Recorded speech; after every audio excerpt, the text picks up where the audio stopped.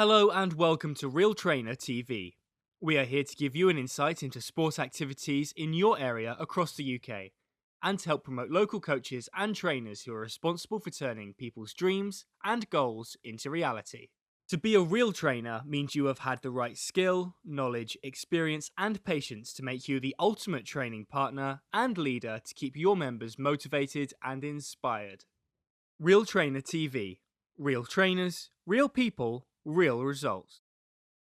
I'm here at Dowe Dynamics in London Archway. We're here to speak with the godfather, Ian Dowe of bodybuilding. Let's go inside because it's cold. Hi to you, Ian. Hi. And loving your gym.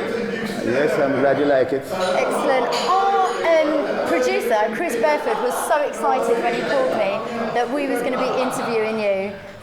Former world champion, IFBB. We're so happy that we're here with you. It's my pleasure. You've been training as a bodybuilder since back in the 1970s. Well, my first contest was actually 1969. Oh wow! When I was at school. So you've been training since. My first contest, I won the Junior Mr. Southeast Britain, and I came 6th in the Junior Mr. Britain, won by Burton Fox. But unfortunately, I have stopped bodybuilding for about 4 years after I left school. And I started back again in 1974. So that's when my career really leapt off. Okay, so when you started from the 1974, you achieved so much in your career. What was the peak time for you where you'd reached the highest point? Well, it took me 7 years to win the Mr. Britain, NABA Mr. Britain. That was 1982. So 82 was one of my best years. And then my biggest win was the World Games in 93. Also, one of my best wins was 86 European Championship in Poland. That was the first time they actually keep bodybuilding in the Eastern Bloc. And that time, you know, there was a thing with the Iron Curtain and all that. Yep. So to go in that Iron Curtain and beat those guys on their grounds was a really big achievement. So 86 was one of my best wins. Also, winning the World Master in 201, that was also one of my best wins. So how and why did you get into bodybuilding? Well, coming from the West Indies, Jamaica, we always admire strength.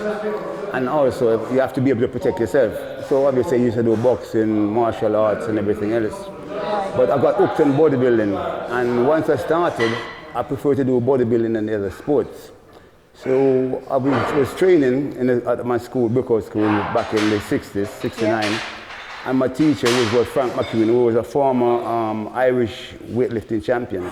So he was our PT teacher. Okay. So instead of doing the jumping over the box and things like that, he had a set of weights in the cupboard. So when we were supposed to be doing PT, he would bring the weights out and we'd do a little bit of workout. Yeah, right. From there I got hooked on it, and I joined my first gym, was Ron Judge Gym back in the 60s. Yeah. And from there, just, you know, kept going. Just kept going, okay. So what about back in those days, who was your idol or your influence? Well, one of my first really person that inspired me was Rick Wayne. Everybody remember Rick Wayne. Back in the time, he was like probably the best bodybuilder in the world. I used to just phone him up almost every day, pestering him about bodybuilding and so on. Then he invited me to his home, and I actually went to his home when he was working out. That time I was about, 15, 16. This is going to be the first really big, massive bodybuilder that I've ever seen. Yeah. So when I saw him, literally, like, I almost fainted. But he was the first really big, massive bodybuilder I've ever. So he really influenced you to carry on? Yeah. Okay. So, watching how you've developed your body and your overall physique from the 70s up until now, how do you think that things have changed, the way that you've trained? Well, when I first started, it was basically dumbbells, barbell. A lap machine was just a rope, pull over a pulley, with just a bar well onto the bottom to stop it from falling. Okay. And basically, it was just spinning around, and that was would be like the super machine. Yeah. Everything else was just barbell, dumbbells. Right. But over the years, you get all these fancy benches and fancy this and fancy that. But to be quite honest, right, you cannot beat the real deal. Barbell, dumbbells, that's the basic. Yeah? That's all you need. If you can't develop your physique by using dumbbells, barbell, Right. you're not going to get any physique. Okay. Right. The So, machines- so the new age machines that are available in all these high sort of top gyms, you would recommend, you just need the basics. If you want to build your physique, you must build it from the foundation. Like you're building a house, do you start off on the top, tiling, whatever you do. You build your foundation. Yeah. Once you build your foundation, then you can decorate it, bit of fancy this, a fancy that. The machines is great once you have your basic build, your basic structure. Right. Okay, for somebody have an injury, then the machine is a more safer way to train because you know it's one rotation. Yeah. Whereas when you're using free weights, it must be controlled. Yeah. So when you're using free weights, there's more muscle coming into play. Yeah. Using machines, it basically is more isolation. Yeah. So you're not going to get as much intensity from the machine as you would get from the free weights because with the free weights, you got to literally all the muscles comes into play. Yeah, of course. Whereas a machine is just a one movement, and then if you get a little bit stuck, you let go. Yeah. Whereas with a dumbbell, but if you get stuck, there's only one way to go, and most people don't want to go down, so they're going to force it up. Yeah, that's very true. So if you had all of these machines that are available now, back in the 1970s, for instance, do you think that would have affected your development in your own physique? Or? Yeah, the machines are good if you work the machine correctly. You know, what are you trying to achieve? Back in the days, the 70s, like Frank Zane, Franco Colombo, Arnold, just to name a few, Don Howard, very famous bodybuilder back in the 70s, won the Mr. America. They trained for more shape. Yeah. Yeah. I've never really wanted to have that big, massive look. Always shape before size. Yeah. So by having these machines and combine them with the free weights, you can get a better physique. Right. But what has happened now, right, you get beginners come into the gym and they go straight into machines. Okay, Yeah. if you just want to keep fit, it's different. But if you want to build a foundation, you need to start at the bottom. And by using the free weights and then incorporating the machines to emphasize the physique, to emphasize that more detailed look. Yeah. So if I had these machines back in the 70s and combined them with the free weights, then I think I would have even a better physique. Right, okay, that's great. And what about all the supplements that have swamped us nowadays? We have supplements and enhancers and boosters. They've been around now for the past 20 years or so. You didn't have those back then. So do you think if you had those that you would have a better body back then? In a way, right, what I know now, I'm glad we didn't have it back in the days. Right. I would have fallen in the same trap. These guys today, they see some muscular guy on the cover advertising, or some beautiful young lass on the cover advertising. They're going to think, whoa, I want to look like that. Yeah, of course. But the difference is, right, back in the days, right, we would eat wholesome food, like your meat, your fish, your chicken. Like in school, they insist that we should drink like half a pint of milk every day, otherwise we get the cane. Yeah? But it was a good thing because it's basic food. Yes. Okay? Today now is too emphasis on this quick and easy.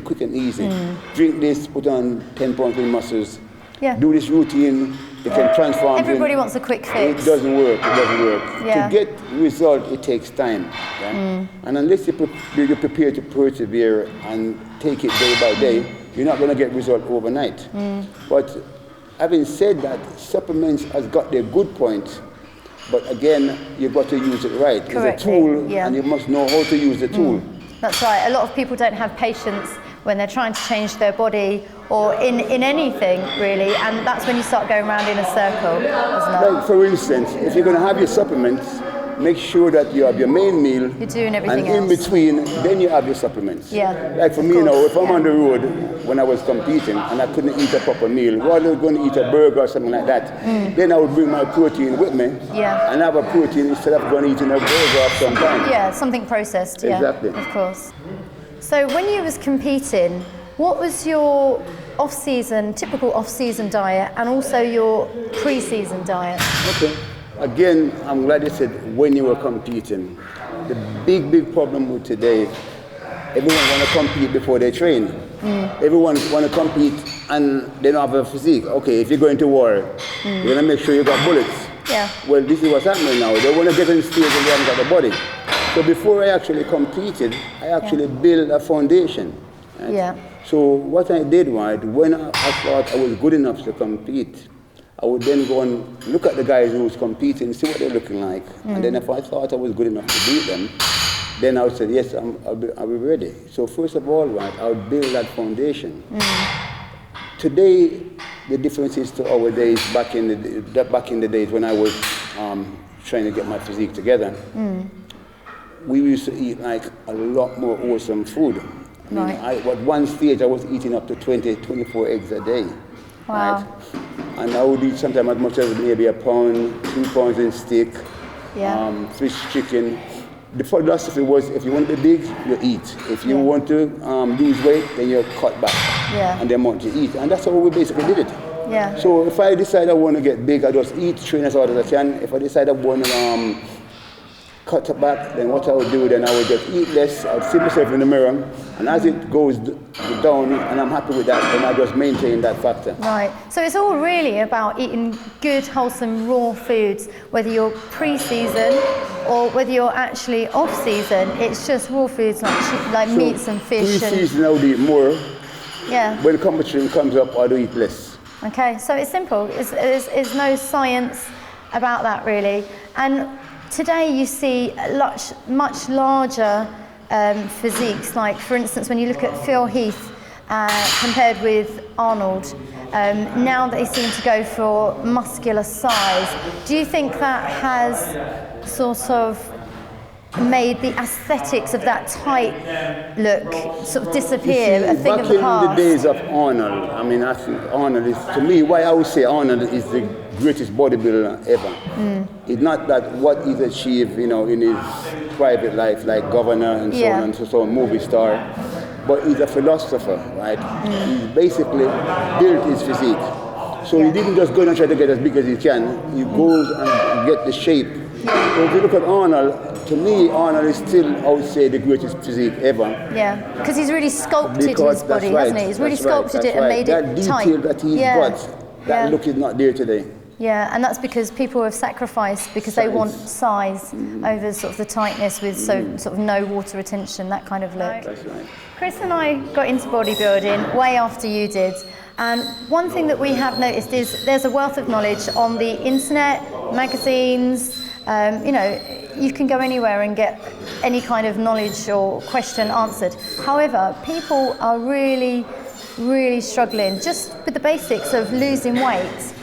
What's gone wrong? The internet is a big breakthrough, but in a way it's a bad thing, because what has happened, it's showing advanced guys what they do. So when a beginner starts reading about some advanced bodybuilder or fitness person, whoever it might be, they think that's what I've got to do to become like that person. Yeah. But what they're not showing you is what that person did when they were a beginner themselves. Yeah. See, my eating, training, everything has changed over the years. Back in the days, I was eating 18, 20 eggs, 2-3 pounds of meat and that to build up. But once I built the size, I didn't have to eat as much. Yeah. Right? Again, I was never a power lifter, but I was very strong. I could do like 4.5 plates for reps on the squat. I could bench press 370, 380 for reps over and over. I could 160, 170 pound dumbbell press. But then I built my physique. So once I build the physique, I don't have to lift that anymore. And then I'll start to shape it and everything else. So this is the problem, right? That you got to know what stage you want to go and what you want to achieve. So in my opinion, it's like you must basically know what your type is. Like for instance, people will say, I'm training heavy. Okay, I used to train with Bertel Fox, and he was twice my strength. But he would maybe do, say, twice what I'm doing, but what I was doing, I was struggling. So because somebody is doing 400 pounds and they're struggling, you're doing 100 pounds and you're struggling, so that's heavy for you. Yeah, of course. So you must know what your strength is and what your weakness is. Don't look at somebody else and say, he's doing it easy, so he's training heavy. Half that weight might be enough for you, so you should know what you want. Another thing as well, which is like, I can't understand it. How see guys doing squatting or bench press, and you see them doing it. And he said that was a good set. But who did it? The guy who's spotting. Yeah. So in my opinion, right, by all means, go for that single rep, but then drop the weight. Yeah. If you're going to have a spotter from unless you're going for a maximum, and the spotter going to spot you right the way through, you've done nothing. Yeah, you haven't done it. So yeah. basically, you got to go back to reality. If you can't do, say, 10 reps by yourself, then the weight is too heavy. See, back in the day, we used to do like a minimum of 10 reps, because what like people like Albert Beckers used to find, anything under 8 reps doesn't stimulate muscles. Right. It's when you go over 10, and the last 2 or 3, that's what actually builds muscles. So that's another thing we need to sort of go into. Yeah. Actual reps. You know, where you're getting the benefit. Yeah. What is positive and what is negative? Because to push a weight up, it takes resistance. To lower it, it takes resistance. Yeah. So you're getting development from the way up and the way down. Down. Yeah. But there's a lot of people that are doing their exercise and they're not actually doing it in good form. So those are the things that we will be addressing with Real Training TV in the future. So obviously, we find this gym absolutely amazing here. And you offer non-generic style equipment. Which is your favourite and why? Right, they're all my favourite because what I did, I unpicked each machine. Over the years of training in various gyms, traveling to America, going all over the world, you basically get caught out on favorite machine that you like, and then I try to get that machine to my gym. So if I go to, like for instance now, I went to Holland, and we were looking for a seated leg curl for years, 5-6 years. We didn't buy one because we didn't find one that we didn't like. I was in Holland at the time, and somebody called me over and said, try this seated leg curl, which I did.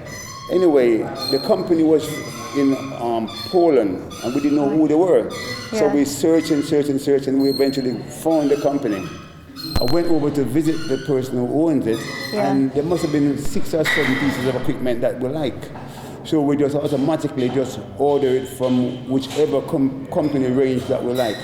So these are all handpicked. So they're all handpicked and individual, and you can't find these anywhere else? Well, not in that combination, because you go to a lot of gyms, not knocking in the gym or anything like that, but certain machines, you use them, there's no feel. But what I did, right, I specifically picked each machine. So you could get that feeling in the muscle. And the reason why I did it, an advanced person who knows to train, know how to feel the muscles and make the muscle work. Most average people don't know how to do that. But with these machines, the moment you start to work them, they will hit your muscles, even if you're not really isolating, but the machine is angled at the right angle, so that you will get some kind of benefit from it without really exerting yourself too much. Okay, so they're all your favourites, so we've got to have a go on everything. Definitely. Okay, and in regards to what your gym offers, and is it actually open for everybody or just bodybuilders? Over the years, people get caught out with bodybuilding gym. What is a bodybuilding gym? If you want to be a bodybuilder, meaning that you want to compete, then you can train towards that. If you go running on the street, does it mean that you're going to be a marathon runner, you're going to be the next Usain Bolt? We can improve anyone, whether you're fat, whether you're skinny, whether you're, just want to sort of a little bit of shape for the beach. It's like I take people as they come. If somebody, whatever they want to achieve, I look at them, I assess them, and I give them a program towards that. So whether you want to be a beginner or you want to be an advanced person, or you might be a runner or a boxer or a dancer or, whoever, we can give you a program for your needs. So you facilitate for everybody? Everybody, definitely. Okay, and do you have personal trainers here? Yes, we have, So we'll be getting together with Real Training TV soon. So we're looking forward to get some work going and get some real bodies on the go again. That's excellent. Real Trainer TV trainers in Dowe Dynamics. So that's all we have time for here at Dowe Dynamics with Real Trainer TV. We'd like to say a big thank you to Mr. Ian Dowe, of course. Pleasure. And have you got any kind of motivational message you'd like to leave with us? First of all, you must know what you want. If you don't know what you want, how are you going to get it? Because a lot of people, they go to the gym and they don't know what they want to achieve. So first of all, you must look at yourself and say, okay, I want to get better abdominals, I want to get more rippling chest or more arms. And once you know what you want, then it's just a matter of going for it. Once you go for it and you say, okay, I want to achieve X in whatever. So what I would suggest to people is to take a photograph of themselves, say, now we're in the new year now, and say by April I want to look a certain way, and each month compare it. So if you aiming towards where you want to look, then you keep going. But if you're not, then obviously then you got to dig a little bit deeper. Okay. And I think that's the best way to improve. A lot of people, they look at themselves, and even when they improve, they still see themselves as looking bad. Yes. But if you've got photographs to prove, you can compare. That's right, and that's the best way of really getting that inspiration, is looking back at photographs that you have taken. Okay, that's great. Thank you. Okay, my pleasure. If you are a coach or trainer and would like to be featured on Real Trainer TV, go to RealTrainerTV.com and register your interest.